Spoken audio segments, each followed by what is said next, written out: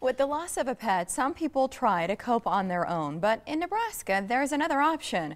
Paws to Angels is the state's only total end-of-life care center for pets.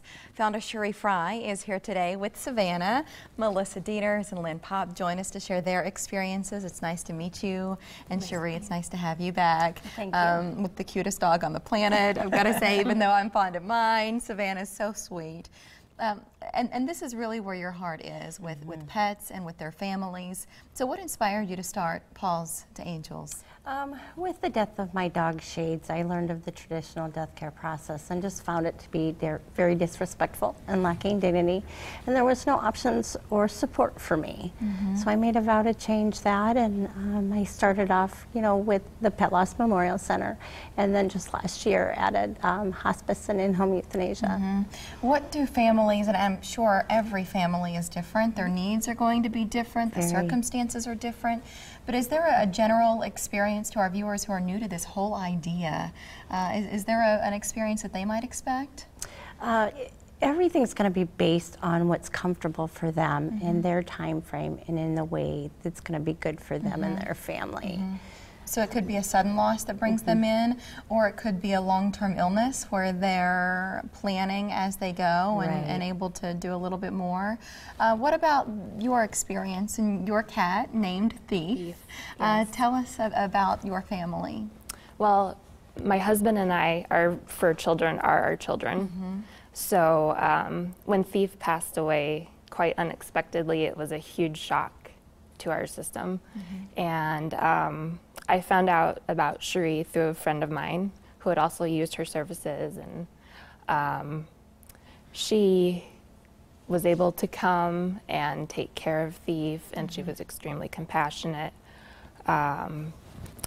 We were able to have a visitation with her, which you don't hear about or get offered anywhere else, really. What do you think the difference was with Cherie's help compared to going through it alone?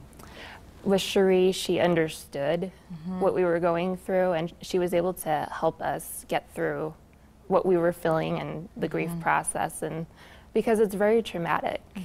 I mean, especially for my husband and I, since those are our children. And it's the same at our house. I understand what you're saying. I relate very closely. For you, Lynn, and your family, one word that she used was compassion. That stands out to me. What did you notice? Compassion, most definitely. Nico was diagnosed with liver cancer, and there was no treatment that was possible. And so I called Cherie. I'd read about her online, and within a few days she came out. Also, she brought Dr. Sarah, and we visited with them, and Dr. Sarah prescribed some topical medication for Nico to help his pain, and we had 5 wonderful weeks with him after the diagnosis. Surprised everybody.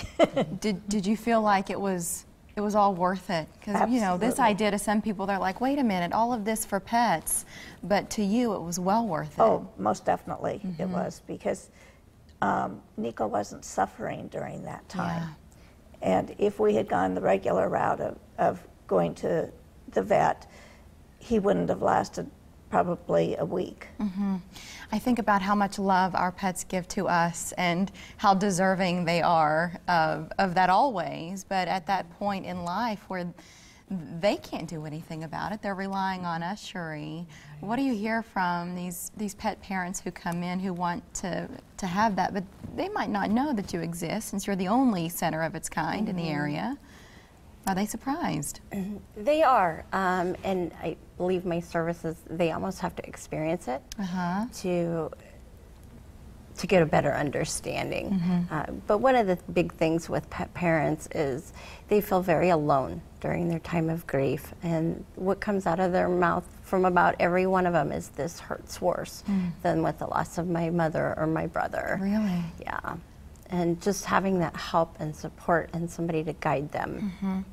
The website, and I don't know if this is where you were looking when you said you read about Cherie online, if you were on her website or if it was a news article No, or it was a something news else. article. And we've seen that. We've seen you in the headlines a few times because of your work and advocacy. But this is the Paws to Angels website. If you'd like to go on and learn more about the various services, there are a number of them. I know that you both found what was best for your family, but as you're watching at home, you'll find all sorts of things there online. And then there's also an event coming up, Cherie, that's in Council Bluffs, the middle of September. What's planned? It's National Pet Memorial Day, and I have actually partnered with Midlands Humane Society there in Council Bluffs, and we'll be doing services. We'll also be having a dove release. We'll be joined by Pottawatomie County Canine Unit, both active and retired, so really looking forward to it. Who can come? It's open to the public and it's free.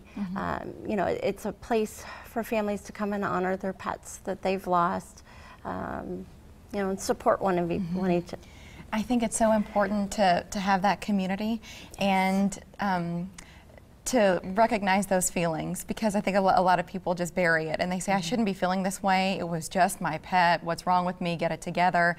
But I think it's good to sort of let that happen and go with it, and then to be there with others who are in a similar position. But both of you, I think it's interesting that it was sudden for you, but then, Lynn, you had the opportunity to plan. Yes. And so whether, no matter where you are on that spectrum, Cherie can help. And online, it's pawstoangels.net. We showed you that website. And the number to call, it's 507-0585.